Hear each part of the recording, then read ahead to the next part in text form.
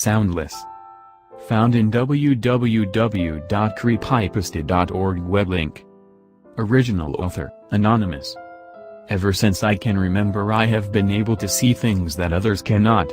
I still remember the days of my infancy when I would, for the first time, sleep in my own bed, in my own room, and how the shadows of unknown beings would haunt my room.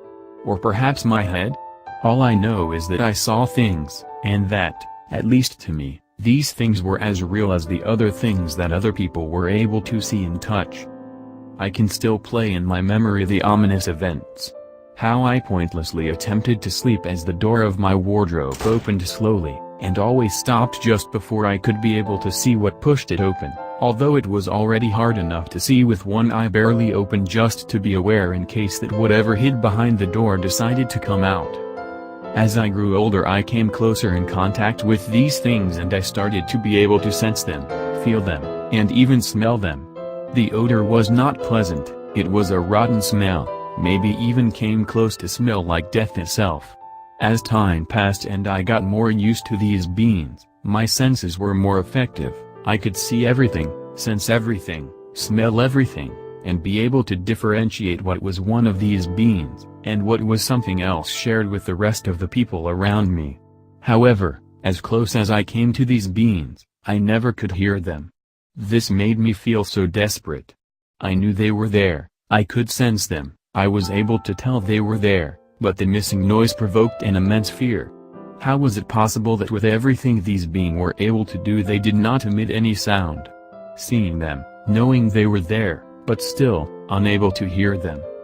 Soon enough people noticed my constant state of, as they called it, paranoia, and I was sent to a psychologist. I was not paranoid, I was simply cautious. I had to keep my senses always in full attention of what was around me, since I could not hear them. They could get closer to me at any time when my guard was down and do God knows what to me. Maybe convert me into one of them? Maybe they were demons trying to drag my soul into the depths of hell? Maybe they were angels of death trying to steal my life away. I had refused to attend to said psychologist, but I was dragged to his so-called office, which looked more like his own apartment.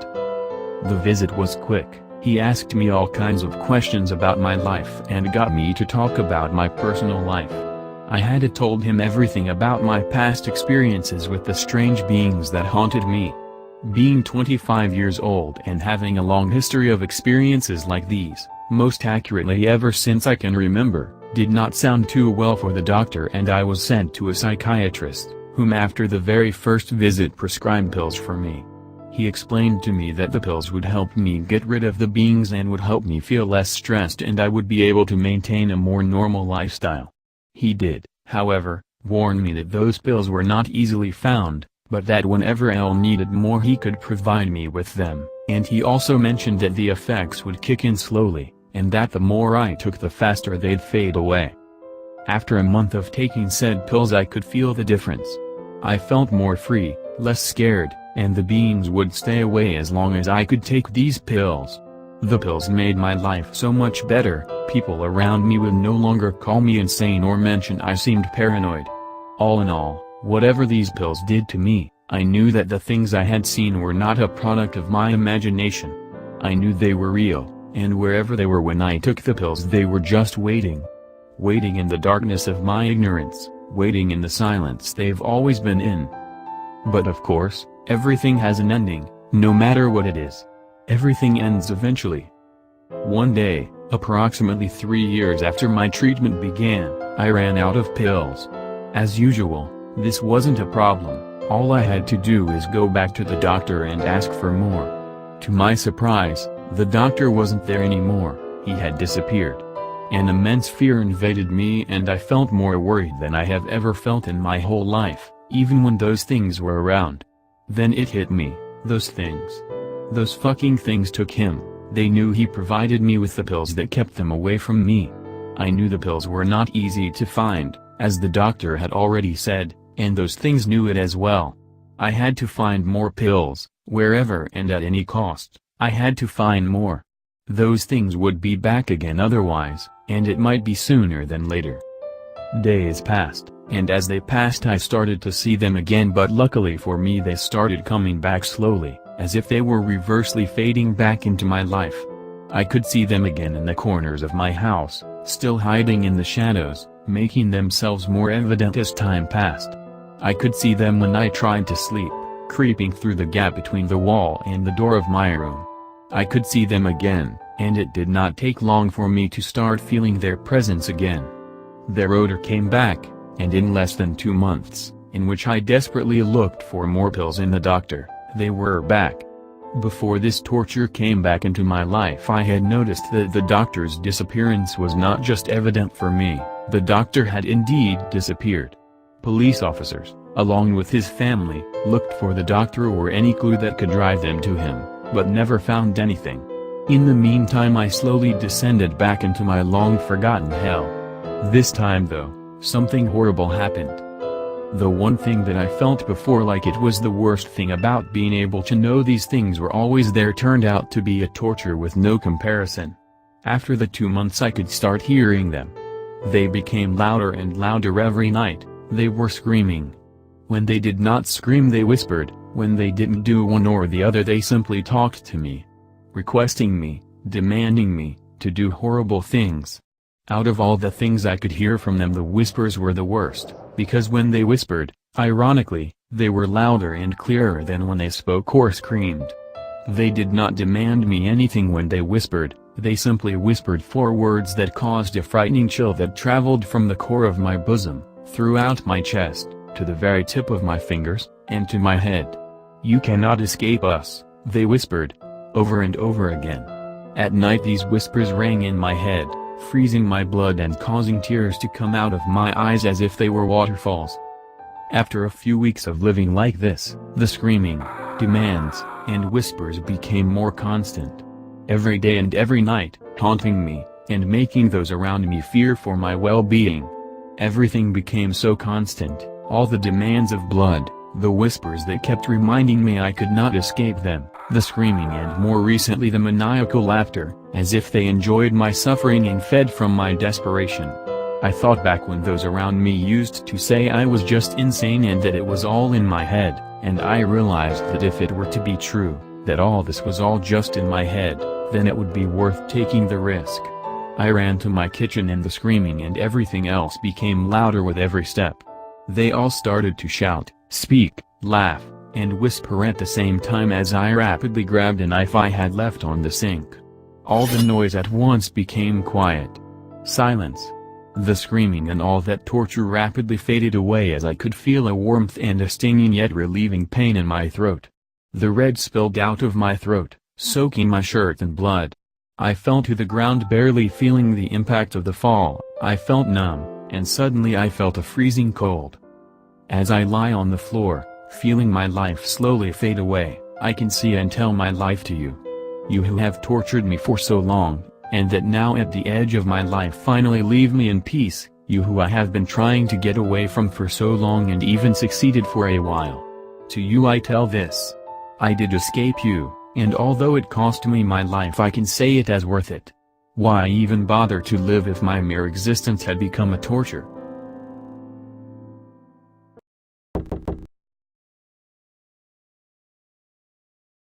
Knock. Found in www.creepypasta.org web link. Original author, Ian Kaus. We all have that one story, don't we? The one you grow up thinking about, but never actually grow the balls to tell anyone. Well, this is my story.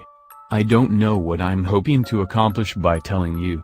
Maybe I'm looking for someone to tell me that I'm not insane, or maybe once I put it on paper it will. Hell, I don't know.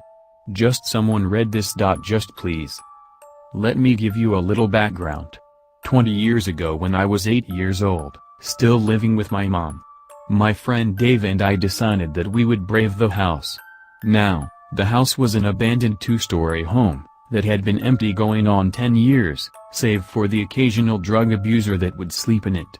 However, that's not what made this particular house special. The standing rumor is what made it interesting. For as long as I can remember, adults in my neighborhood had told us, the children, that it was haunted. I'm sure it was just their way of getting us not to play in though. Regardless, because of that, the house had a sort of ominous aura that hung around it. Just looking at that decaying building would give you the shivers. Although despite our inherent fear of the place, Dave and I decided we would explore this house. We would become legends in our own right, at least that's what we hoped. It was Tuesday all those years ago, well past midnight, and both of our parents had fallen asleep.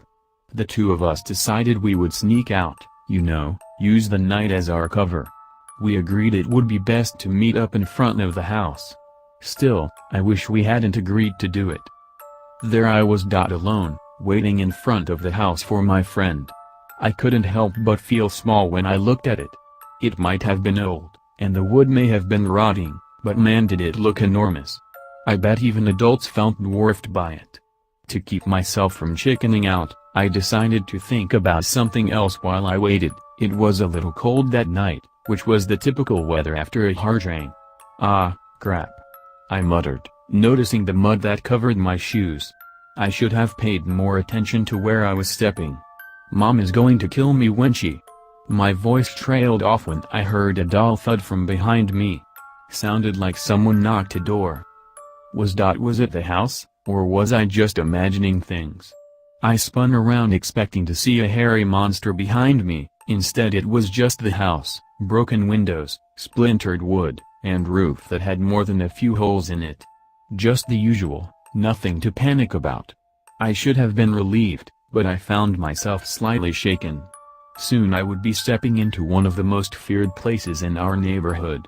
I wasn't even inside yet, and I could already feel the slight tremor in my hand. Before I could reconsider the mission, Dave arrived. I quickly stuffed my hands into my pockets to hide the quiver. I could see his small figure bouncing up and down.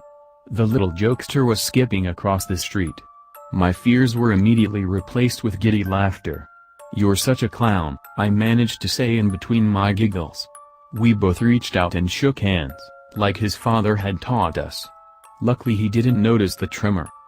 Dave used his hands to smooth back his black hair, kind of like a greaser would in a cliched movie. "You ready for this?" He nodded towards the door. Typical Dave, he always tried to look cool. Whether it be riding his bike with no hands, or sneaking into an abandoned house, he never failed to give off the "I'm a badass" vibe. I tried my best to sound nonchalant, "Only if you are, Davey." The comment awarded me a slight snicker. Dave hated it when I called him Davey. He said it sounded girly, and that's exactly why I used it. Rather than shoot a retort at me, he simply nudged me towards the house, and we began walking to the door. Our small feet made quiet echoes in the street. I was worried we might wake someone. If we had any doubts about what we were doing, that moment would have been the right time to bail out. Of course, as per the norm, stupidity got the better of us. The second our feet hit the old steps, we knew there would be no turning back.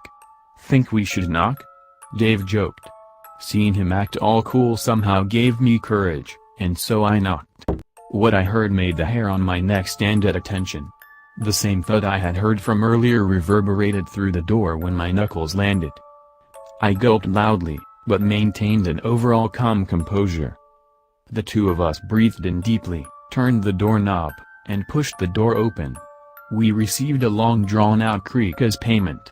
I thought I was going to pee my pants, and Davey looked like he was about to shit a brick. Somehow we managed to keep our undies clean. It was dark, real dark. Neither one of us had brought a flashlight. We didn't want to accidentally wake up a neighbor by shining a light in their house. Given the circumstances, we decided it was best to use moonlight. Our eyes were met with a dimly lit house. It took a minute to adjust to.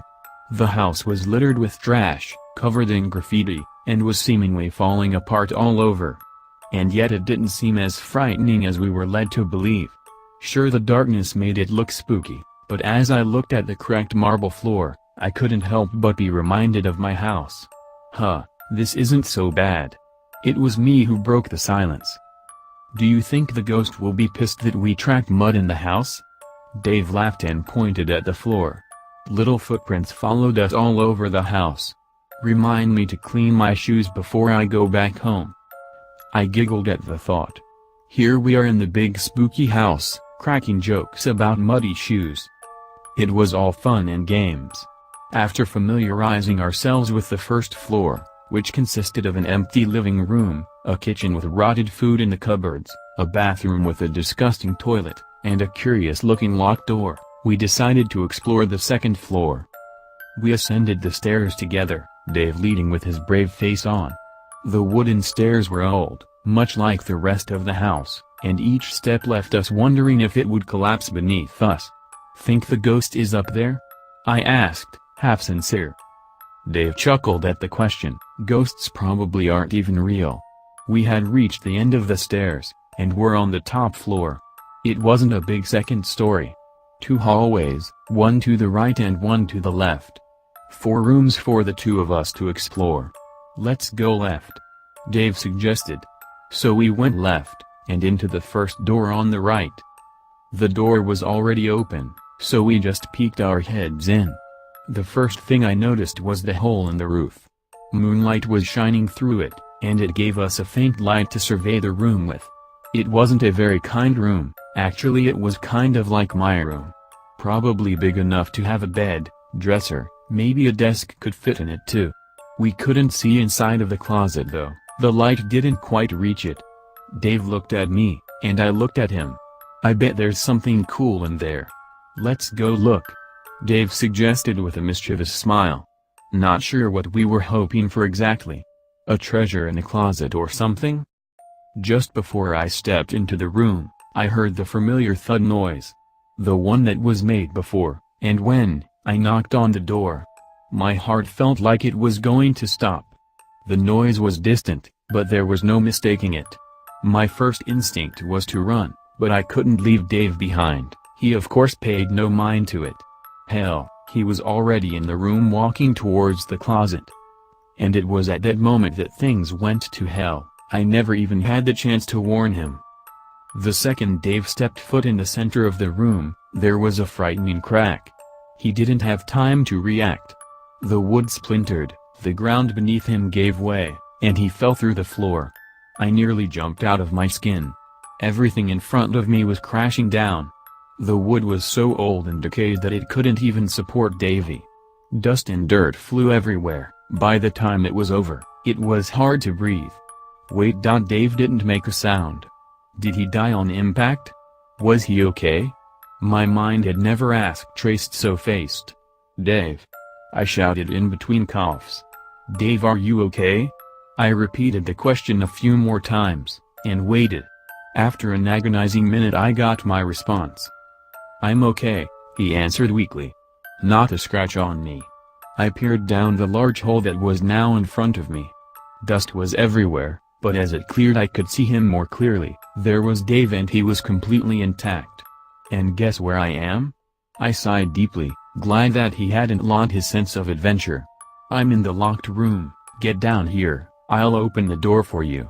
He wiped the dirt off of his forehead and motioned for me to come down. I obediently turned around and headed for the stairs, preferring to take the safe route down. As I reached the bottom of the stairs I noticed something odd. Were those big footprints always there? 2 frighteningly large footprints had been left on the floor. There was something odd about them though. They didn't look human. 2 big, 4 toes, and they were round. My imagination quickly got the better of me, and I could feel the panic rising quickly. I was starting to feel nauseous, even more so when I realized the footsteps were leading to the room that Dave was in. I glanced at the front door, it was open. I could leave right now, run home, and tell my parents to call the police. We didn't have cell phones back then. But I didn't do any of that, I just kept walking towards the locked room. The door was open, and I could see shadows dancing on the door frame. There were 2 shadows, one big one small. The larger shadow was pounding into the smaller one. I could hear the blows landing. Thump thump, thump thump. Each time it hit, Dave would whimper. I was frozen in place. The door was only a few feet away, but I couldn't bring myself to take another step. I wanted to save my friend, but I just couldn't move. I could only stand there and watch the shadows. Please. Sto smash. The last hit was harder than any of the others ones. I could hear the bones break from where I was standing. Dave's shadow stopped moving. The larger shadow picked up the frail little body, and began slashing into it with what looked like a blade. A dark liquid splashed onto the door, and started oozing towards the floor. I wanted to puke. I could feel hot liquid running down my pants. Must have been scared enough to piss myself. I looked at the floor and saw the puddle that I had made. It was time to leave. I took one last glance at the door, and what I saw when I looked up still haunts me today. A large humanoid figure stood in the doorway holding Dave's body. It was too dark to see it clearly, but I got a peek at its eyes, its big blue eyes. Big and blue like the ocean, and the waves were rippling with rage. I wanted to leave. No, I needed to leave, but my legs refused to move. They were anchored to the floor. Fear had stopped them completely. My heart on the other hand was moving. It was moving very fast. Reluctantly I stood there staring at the monster that was holding my dead friend. It didn't take long for our eyes to meet. We stood there in an eternal staring contest. I was too afraid to blink. I remember thinking that if I closed my eyes I would never open them again. It was only after 2 long minutes that I could finally feel my legs again, so I slowly took a step back. The monster mimicked my movements by stepping forward each time I took a step back. My heart sunk when I realized what it was doing. Every molecule in my body was telling me to turn around and sprint, but could I really outrun this monstrosity? No, there was no way. I decided to keep my pace, buy myself time until I got to the door. Once we reached the living room it dropped Dave, outstretched its arms towards me, and grinned. It was the single most wicked thing I had experienced in my life. The monster's grin, from corner to corner, reached both of its eyes. His teeth were long, white, like a shark. We were almost at the door, but he was no longer mimicking my steps. For each step I took, he took 2. Step by step he was closing the gap. The moonlight from the window shined on his outstretched arm. Its hand was human-like, only there was something off about it. The nails were long, the skin was rotted, and some of the flesh looked like it had scratched off. It was enough to make me dizzy. Soon I could hear it breathing. Each breath was labored, it was almost wheezing. One more step and I would see its entire body in the moonlight. I didn't want that. The thought alone was enough to make me turn, grab the doorknob, throw it open, and rush out of the house. I didn't dare look over my shoulder until there was some distance between the two of us. I expected to turn around and see the monster lumbering after me, but surprisingly it wasn't. The monster never came out of the house. It didn't chase me down the street. It didn't rip me to pieces. It just stood there, on the porch, waving goodbye. Its malformed hand slowly rocking back and forth, with the same deranged smile on its face. A few days later, when the police report was made public, my parents told me that the monster was just a hobo on drugs. The police had found Dave's body next to a dead homeless man. Apparently he had overdosed shortly after I had left. I tried to tell myself that I was just imagining things, and that there was no monster, but I don't know what to believe. I've been thinking about it a lot lately. I can't get that fucking smile out of my head. I'm done with this. If I write any more I'll start having nightmares again. Food's here anyway. I just heard a knock at the door.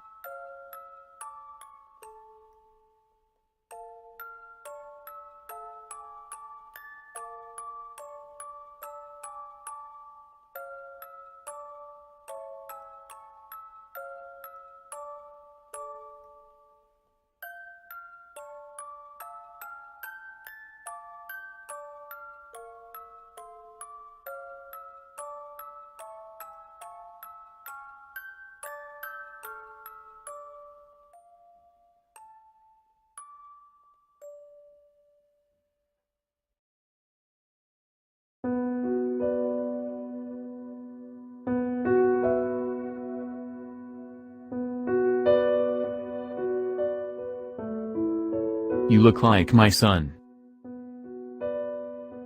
Submission by, On Your Taxia. found in www.creepypasta.org web link. My eyes are in a fervorous affair with the clock, and my focus is none the wiser. The police dispatcher is pleading for me to humor her inquiries, if for no reason other than to keep my consciousness afloat. It is so late, and today has been so challenging. Nevertheless, I'll gratify her with my story, because I am really in no mood to tell it again later. Miriam Cliffington happened into our photo center again today. These visits are becoming relentless, as are the innumerable poorly photoshopped images on her SanDisk flash drive. Every day it's the same process. She purchases at our photo kiosk, orders small batches of 5x7 and 4x6 photos, and croons over the photo printer as it squeals its mechanical protests. The unfortunate photo specialist on duty is then scolded by dear old Miriam, as the color in my son's face is coming out too pale and my granddaughter's dress looks much too washed out becomes as recitable as the Lord's Prayer. The project is then gifted to me, as I am the only one who receives her limited mercy. This is due in part because I am the only one in the store qualified as a professional photo editor. I also look just like her son. At least that's what she tells me every time she swoons over the photos I correct. I personally never saw the extreme resemblance. We have similar, Hollywood-esque hairstyles, dark stubble, light eyes, and a fair complexion, but that is where the similarities end. Well, that is my general assumption. Truthfully, I have never met him. According to Miriam, they don't get along so well these days. Reportedly, her son has become what she calls a changed person after he split with his wife. That always seemed odd to me, because nearly every day I am draining the red out of a new family photo that she zealously adds in her novice Photoshop sessions. It seems the family often stays in touch. Today, we discussed more personal topics, such as my college degree and her family get-togethers.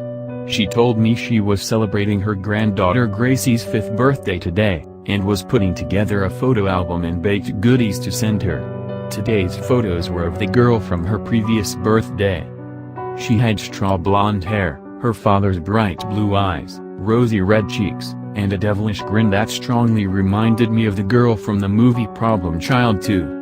When the topic turned to me being a graduate in multimedia design, she immediately began to give me the shakedown on my talents as a web developer. She wanted me to build her a forum-based website just for her family.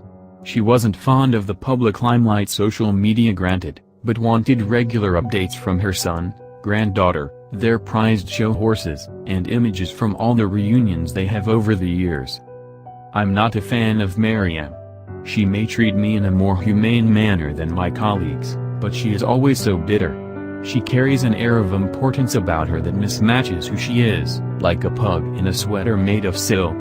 The last thing I want from a client is a beady pair of eyes reflected behind ancient, dark-rimmed tortoiseshell glasses, critiquing my every line of code with ignorant words laced with the smell of stale coffee and menthol cigarettes.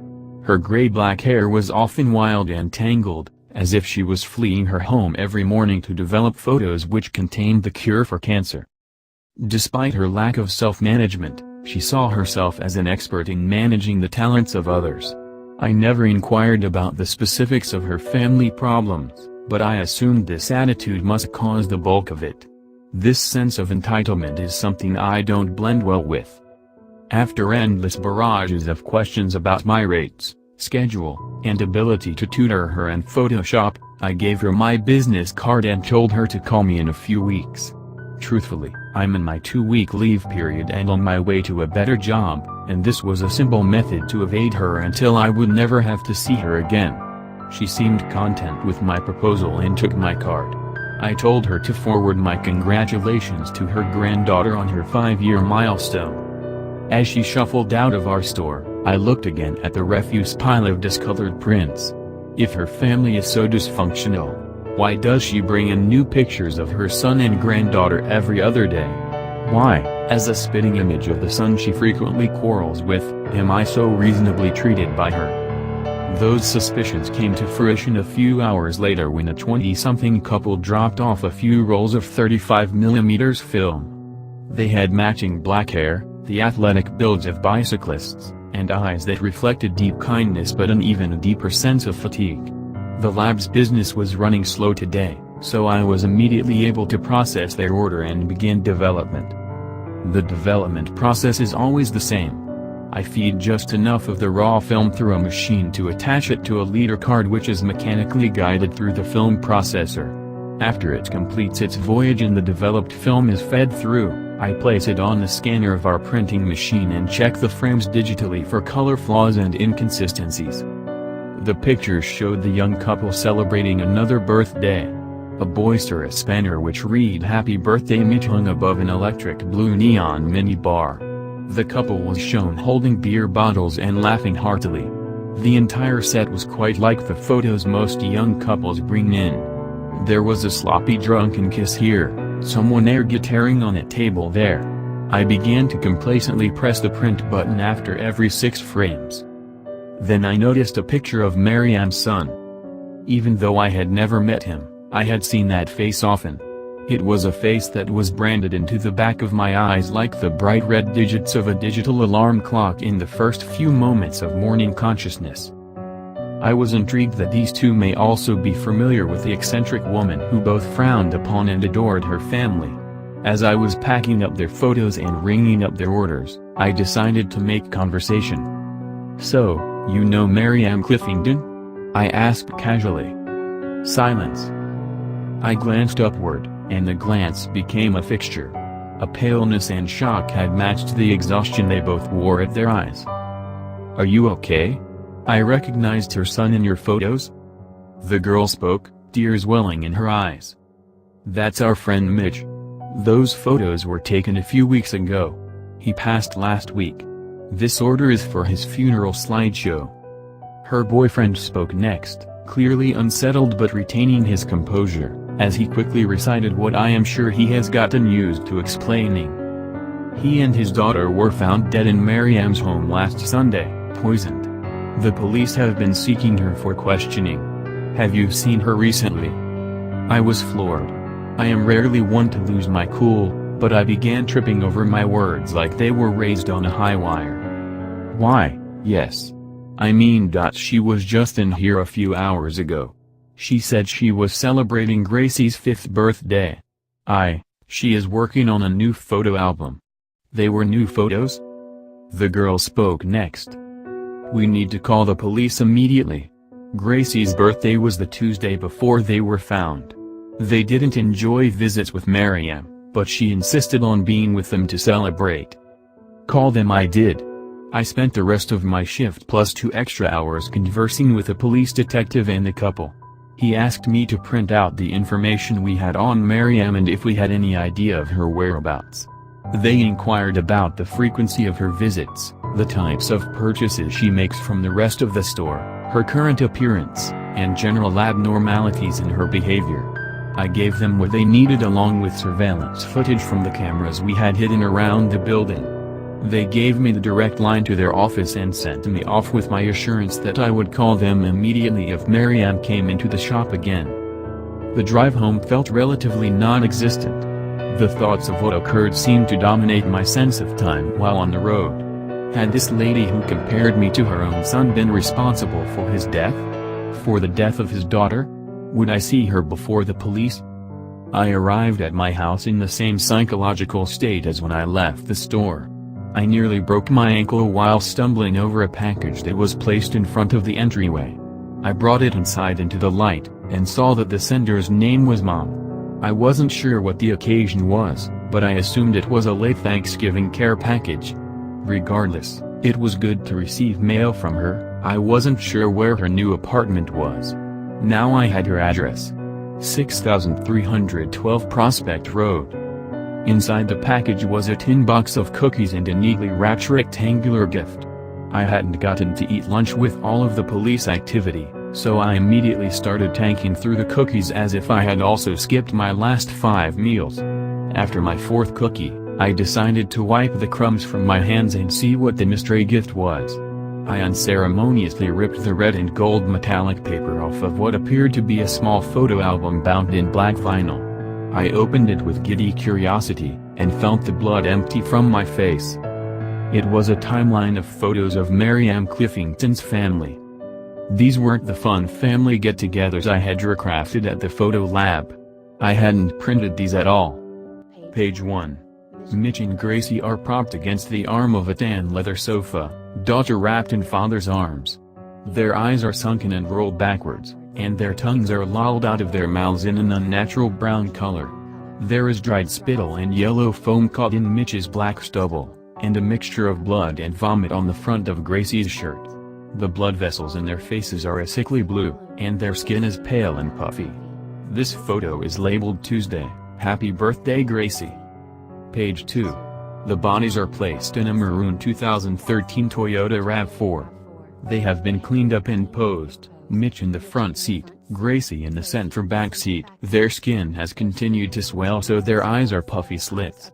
Their now purple lips have been sewn shut, and side-stitched into makeshift smiles. One of Mitch's arms is placed on the wheel, the other propped against the passenger seat in a pathetic wave. The label, Wednesday, taking Gracie to school. Page 3. The bodies are now dressed in swimsuits, and are posed around a kiddie pool. Mitch had to be propped up in an unknown manner that is cleverly hidden from the frame.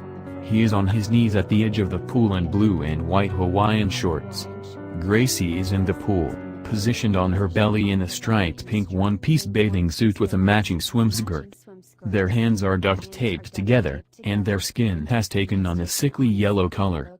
They are starting to bruise and darken in areas which they had evidently been placed for too long. The label, Thursday, teaching Gracie to swim. Page 4.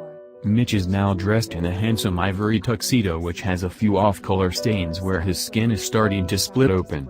He is at his kitchen table with a full glass of white wine and a lit dining candle in front of him. The sleeves on his arms reveal dark bruising where the tape was wrapped with his daughter's arms the day before. Gracie is not in this picture, but Maryam is. She is grasping one of his rotting hands in one of her own, with a brimming glass of red wine in the other. She wears a motherly smile that sickeningly matches the sewn-on smile her lifeless son now wears. The label, Friday, dinner with the boy. Page 5. Gracie is propped against the wall, the skin of her arms ripped off where the tape was 2 days prior. Her face is beginning to lose its humanity, but is now coated in makeup worthy of a Little Miss Sunshine pageant. Her straw blonde hair is curled and bouncy, and her artificial smile is beginning to tear along the stitching. Next to her is an assortment of porcelain dolls, each made up and dressed with care that is a bit too sophisticated for a 5-year-old girl. To the far left of the frame, Maryam's reflection can be seen in a full-body mirror, pointing the camera at the twisted salon she constructed.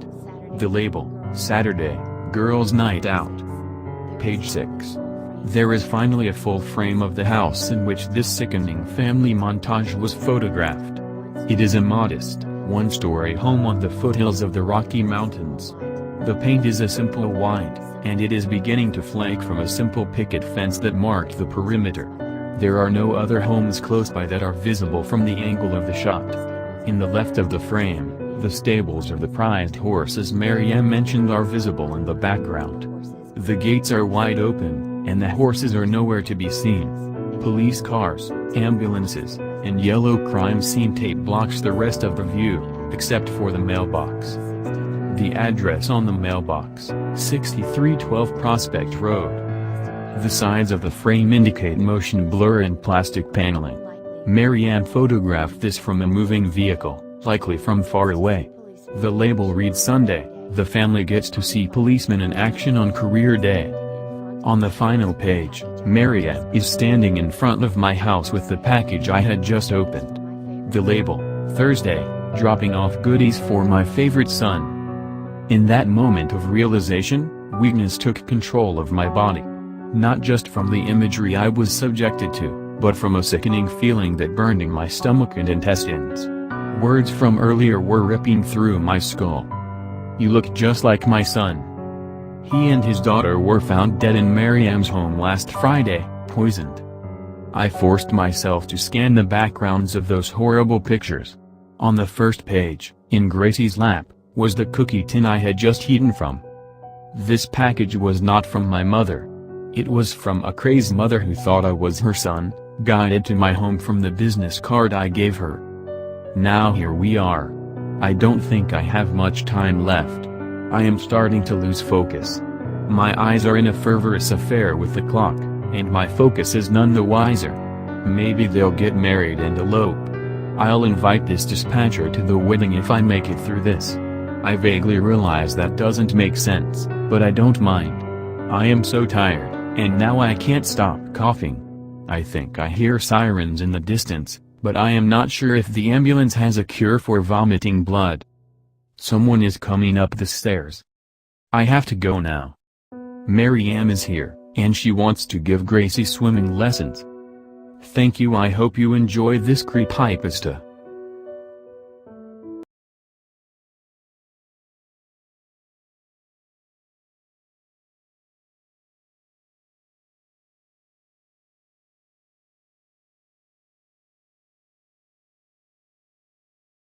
Lakeside.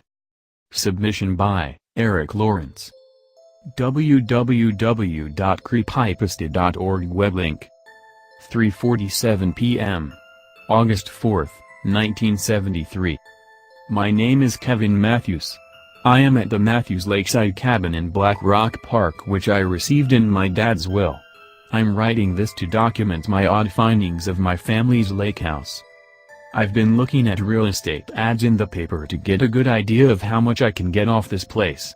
I then looked through some old newspapers and read articles about murders and strange unexplainable occurrences at a cabin by Lake Buchanan, called Camp Matt. After hearing of this, I had to get answers. 9:14 p.m.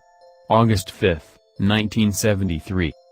Today I spoke to someone who witnessed some phenomena, a man named Clausen Andale. Mr. Andale said that he was staying at Camp Matt for about 3 days, and on the third night he said he saw a man standing under the tall oak out front, staring into the cabin windows. Another odd thing, Clausen said that the man was wearing the same clothes that he was imitating him. Another, Ruth Oakley, found her husband Dylan stabbed to death under the tall oak at Camp Matt in 1953. She swore her innocence to the police and that she had nothing to do with his death. But the only prints found on the knife were hers, and she claims she only touched the knife after pulling it out of her husband. She also told police that she locked the doors at night, but they were unlocked from the inside in the morning. After hearing about this tall oak out front both times, I realized this was no coincidence. Through more research I found that Camp Matt was the name of this place up until 1954. Clausen's encounter happened in 1952. Ruth's in 53. I'm staying at a crime scene only 3 years younger than myself. This changes my whole perspective on things. 9 a.m.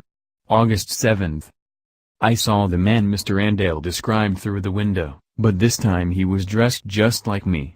Blue jeans with a hole on the right knee, plaid shirt, and a ripped-up baseball cap. He didn't budge at all. Every hour or so I would wake up just to see him standing there in the exact same spot under the tree. I can't call the police. I can't leave. I fear for my life. August 9th. Time unknown. There is no longer any electricity in the lake house. I tried to leave when it was daylight outside, but when I opened the door it was night, and the man was still standing there. I think he's holding an axe. August 11th. It's morning again. I think. My watch says it's 5:13 p.m. but that's most likely false. I've been trying to keep track of the date, but this has all been very confusing. I think it's been 6 days. I've tried over and over to leave during the day, when it's safe, but every time I open the door it's fucking nighttime. My watch says 5:13 p.m. but it could be 9:35 p.m. or 3:18 a.m. or 11:29 p.m. or any other time other than 5:13 p.m. I've placed myself in this inescapable house and the nearest telephone is 34 miles away in Llano. I'm helpless. Time unknown. Date unknown. I can no longer keep track of the date. I looked out the window and saw 8 corpses wrapped in sheets hung upside down on the branches of the tree, and they were soaked in blood. The man with the axe is still in his spot, waiting for me to step out of here. I've run out of options. I'm going outside. Time unknown. Date unknown. I'm outside. I stood in the light of a lamp mounted on the tree. I keep seeing a man inside the house. He keeps staring at me, through the windows. He looks exactly like me. I found an axe at the tree's base. The man in the house is an imposter. He will come out of there, and when he does, it'll all be over.